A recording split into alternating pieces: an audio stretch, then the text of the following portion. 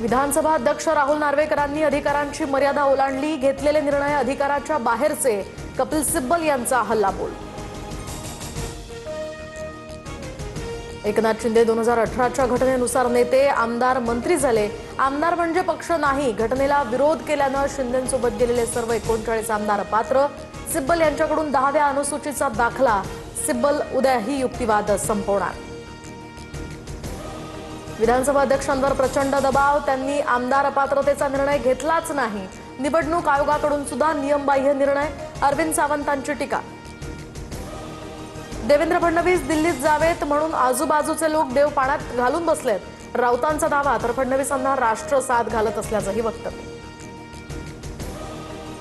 देवेंद्रजींना महाराष्ट्राची सेवा करू द्या, महाराष्ट्राची मोठी जबाबदारी ते पार पडतायत, मला त्यांचा अभिमान। अमृता फडणवीसांची प्रतिक्रिया।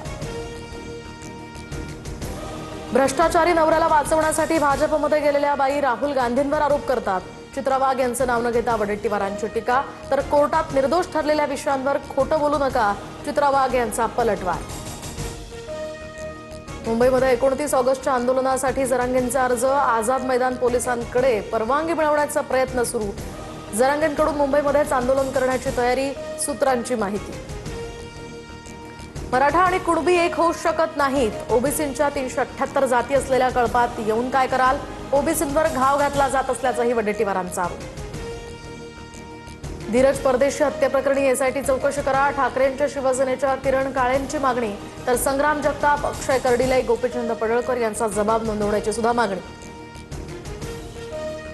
डॉक्टर नरेंद्र दाभोलकर हत्ये प्रकरणात मुख्य आरोपी सचिन अंदुरेला जामीन। मुंबई हायकोर्टाकडून जन्मठेपेच्या शिक्षेला सुद्धा स्थगिती। 6 आरोपी शरद कळसकरला एप्रिलमध्येच जामीन।